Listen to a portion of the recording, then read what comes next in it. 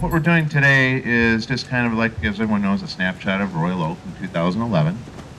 And we thought this would be a good idea. We think it's a good idea for now, and it's a good idea for 35 years from now. When you do see the list of what's gone into this, and Amy, when it comes time for her to talk, she can talk a little bit about that, but you become overwhelmed at what we actually have here in Royal Oak. So, and I think that 35 years from now, everybody's going to be very impressed. But 10 years from now, we're going to have a 100-year anniversary on November 8th of 2021. And I'm hoping we have some people out here who may not be involved in the city or involved in the community, who may, between now and then, choose to get involved and help create things that can be put into the capsule 10 years from now. So that's a good part of what we're doing here. I do want to recognize a few people real quick. I want to recognize first two people who aren't here because they're on a big expedition, fishing expedition up in Canada of some sort. But Michael Chakuti and Kyle Evans, when you see this marker, you're not going to believe what they've done. And they've donated this. They donated their home for the fundraiser. This entire event is entirely funded by that fundraiser. And they've been a great help throughout this whole process. And I'm thanking Jim Ellison, who helped make that connection. And Jim's been good with taking care of everything as far as logistics, as usual, and a great inspiration. Don Johnson, who can't be here, he's going to help his father on the west side of Michigan, but Don's helped coordinate city services. Mary Karshner, and I'm going to forget people, so I'm going to look at this, our director of the library. Amy Staples, who you'll hear from, who is responsible for what's inside. Margaret Blount from the Friends of the Library, who helped get all the volunteers together. Joan Kelch, is she here? There she is, from the library board. Carlo Giannotti, saw him there, he is over there. And Camille Lecoute, bonjour, who ran the art contest for the kids. I also want to thank Pronto and Cloverleaf Fine Wine for their donations for the fundraiser. And I also want to thank Rod Arroyo, who is here. He's one of the people, there he is, right there. Rod put together a wonderful book of the fundraiser, and in that book also there's pictures of the city, and 2 copies of that book were made. One is to give to Kyle and Michael for all the work they've done and all the donations, but the other one's inside the time capsule. So in 35 years you'll be seeing that. I think maybe Volunteer Royal Oak will post a link to the digital version of that book for everyone to check out. But Rod, thank you very much. So, and I also want to thank our 2 gentlemen from the DPS who were out here early this morning digging a hole. And I just want you to understand something here about the hole. And this is something I learned. There is a cemetery in a little triangle bordered by 12-mile crooks in Livernois, Maine. And half of that cemetery is St. Mary's Cemetery, and the other half is Royal Oak. So the city actually owns half that cemetery, and there's 5 or 6 burials there a year, and these guys are the ones that dig the hole. So when I went to tell them what I thought the hole should be like, they were like, just back away, Jay, we don't work. And if you don't back away far enough, you'll end up in it. So anyhow, with that, I'd like to introduce our mayor, Jim Ellison. Oh, I'm sorry. I'm going to introduce Camille Lecoute, who's going to talk about the art contest. Hi. Before I start, I just want to thank all the artists who participated in the contest, as well as the library volunteers who really helped and made this possible. And thank you to the judges who were the judge for the contest. And I'm going to start with the People's Choice Award. People's Choice Award goes to Megan Mueller. Please come on up, Megan.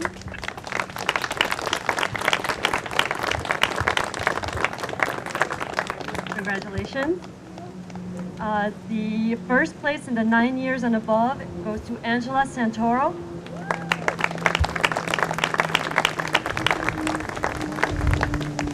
First place in the 16 to 18 years category is Eric Lofquist. And I think his family should be here today. He was not able to make it, but yeah, okay. Thank you. The first place in the 13 to 15 year category, Maureen O'Brien. Congratulations.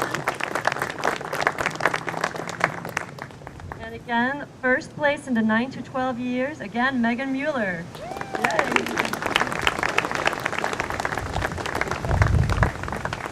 First place in the 6 to 8 years category is Juliana Darwi. Congratulations. First place in the 5 years and under goes to Sybil Lecoute.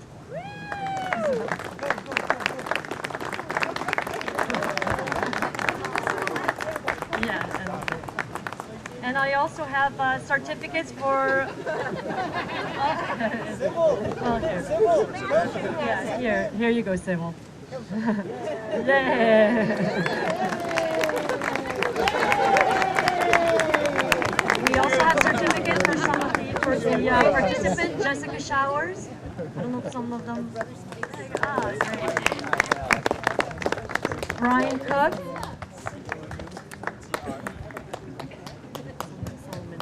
Alex Eshka. Am I not saying? Yes. Thank you for participating. Aaron Kissick.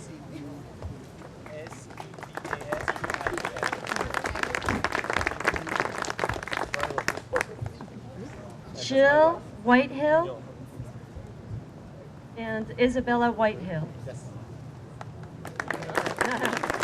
Thank you very much for participating in the art contest. Okay, I got to think quickly on my feet because Jay took everything I was going to say. Part of what I wanted to do is, again, and I'm going to repeat what he said, is to acknowledge the accomplishments of Kyle Evans and Michael Cicutti and everything they're doing for this community. They've moved into the community here a couple years ago. They're business owners in town, very involved civically, and these type of people that say, you know, if you need a fundraiser, come to our house and do it. So we're very thankful for Michael and Kyle. We're going to unveil the plaque here in a minute, and you'll see the kind of work that these guys do and the dedication they have. Also wanted to comment on all of the people that have participated in this whole process, above and beyond the committee members, the community that's getting involved in it, and the ideas they generated for items to go into the time capsule. And it's been an exciting process for me, and I wanted to thank them, all the young artists that participated in the artist contest, and then the press coverage we got, everybody that came out and helped us publicize this program, because I think we've got a good turnout for this. So, Jay, you want to help me uncover the... Ready?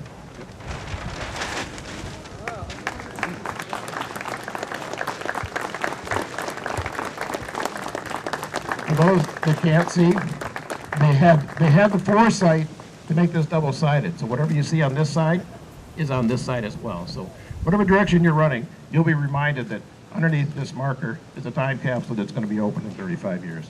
Thank you all for coming out today. I think next on our agenda is Margaret. Are you? Mary. Mary, I'm sorry.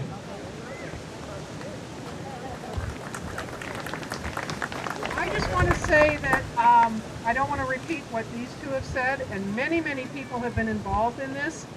Jay brought the original idea to the library board, and the library board said yes. The Friends of the Library said yes, and we're so happy that it went that way, and that the participation has been wonderful. But I think the biggest thing that I feel is I've lived here since 1984. I grew up next door to in Huntington Woods, so I've been here for a very long time. What this has given us a moment to do is stop and take stock of what we have in 2011 in Royal Oak. And it's really impressive. And so I hope that you too, I appreciate you taking time out of your busy schedules to come here, or maybe spend a few minutes thinking about all the things that we have in Royal Oak that makes our quality of life wonderful. And I'm turning it over to Amy. Amy is the one that has done the actual assembling, gathering, packing, etc. of all the materials that are in the time capsule, and without her, this really wouldn't have come together like it has. Thank you very much, Mary. As teen librarian, I organized the program. We first met back in June for a brainstorming session of things to put in the time capsule, and I was so impressed with the ideas that the kids had. I thought, oh my gosh, an hour and a half, we're going to eat pizza, and then what? But man, we went overtime, and the ideas just kept coming and coming and coming, and I think that first night in June, like over 80 ideas, from Gilda's Club to the Boys and Girls to the zoo to Justin Bieber, pop culture, music, and so on and so on. And so it was wide and varied, and I couldn't have done it. We couldn't have done it without their ideas. And I see a number of the kids who were at that first and second meeting right here in the crowd: Jessica, Megan, Scott, and his brother Alex, who isn't here yet, and Aaron. Thank you. So, and then we had another follow-up meeting just to seal things up. Not literally, we did that today.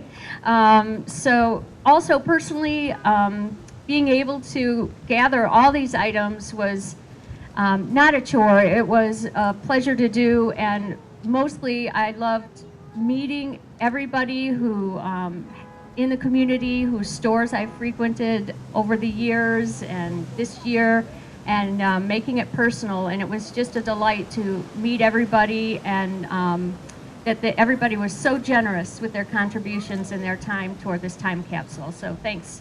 Thanks, teens, you guys. Yay. Oh, and here is Margaret. I'm Margaret Blount. I'm the president of the Friends of the Royal Oak Public Library. And I guess, again, I don't want to repeat, but what I do want to say is that I moved to Royal Oak in 1966. And I went to the then Dondero High School. And so that's about 45 years ago. So, of course, I was only 2 when I started high school. But anyway, I went to Dondero, and I was very well welcomed to the community. And I've lived here ever since then. And I do want to say that I now have a grandson who is going to be a 5th generation Royal Oaker. My father-in-law was one of the first city electricians, and then my husband went to the other high school in Royal Oak, which if you went to Dondero, you don't say the name of the other high school. And my daughter graduated from Dondero, and so my grandson will be the 5th generation of Royal Oakers. I also wanted to add that when Jay came to us and said he's going to put this down for 35 years, I said, oh my God, 35 years? Who's still going to be around in 35 years? And I told, yeah, there's a few hands out there going, me. So I said it to my mother, and my mother, who is 95, said, well, you live as long as I do, you'll be around in 35 years. So I kind of thought to myself, boy, I could be one of those people. And I could be one of those people, hopefully 35 years from now, along with many of you, I hope, standing up here saying, we remember the day when this was planted. So again, I want to thank all of you for coming. I want to thank all of my wonderful library board, as well as the Friends Board. And again, I for those of you that have been around Royal Oak for any amount of time, we do have it's a cedar chest inside. It was from the old Clara Barton Junior High. And I do have to tell kind of a funny story related to that. My husband's lived in Royal Oak all his life, and when my daughter was born and started elementary school, she went to the schools that her dad had been to, and many of them by that point had been torn down.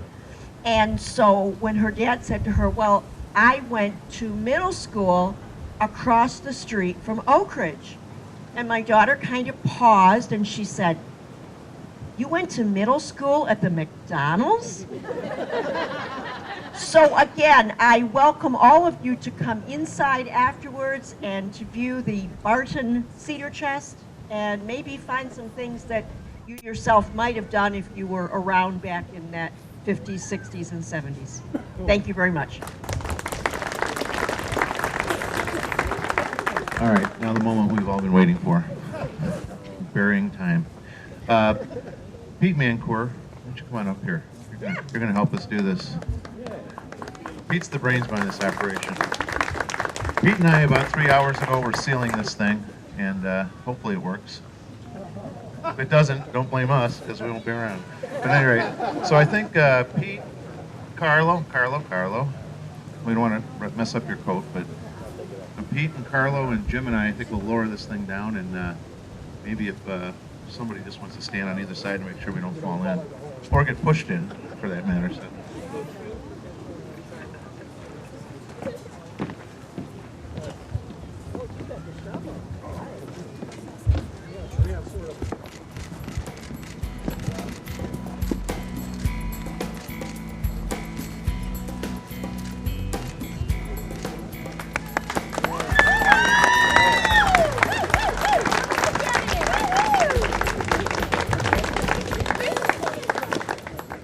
Jim's going to go first. Don't hit anybody in China. And then as soon as we're done here, Yay!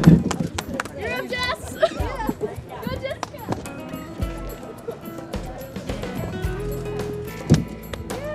Yeah, Jessica! Watch yourself around the hole. Don't fall in. This is so cool!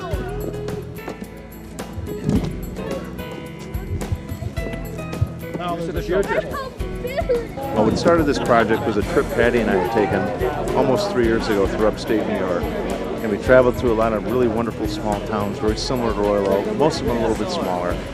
Almost every town had a wonderful city plaza with a war memorial like we have here, maybe a gazebo. But they all had a time capsule, and I thought that was pretty unique. So I had the idea, well, why don't we do something like that here? And the 90th anniversary was coming up here in 2011, so it gave some time to talk to some people and get some ideas. I approached the library, friends of the library, well, the library board back in January, and the friends of the library back in January, and they were both boards were unanimous in their approval of going ahead with this, and so we moved ahead, and I got to tell you, we had a great committee. It was one of the most rewarding projects I've ever worked on. I've worked on a few, and seeing everybody here dumping the dirt in over the capsule, and knowing in 35 years, hopefully I can be around to see it. I'll probably have to be helped, but to see that unveiled and remember the memory of all the people dumping the dirt, beautiful, perfect. So a great event for Royal Oak, and I hope it makes everyone understand what a great city we have.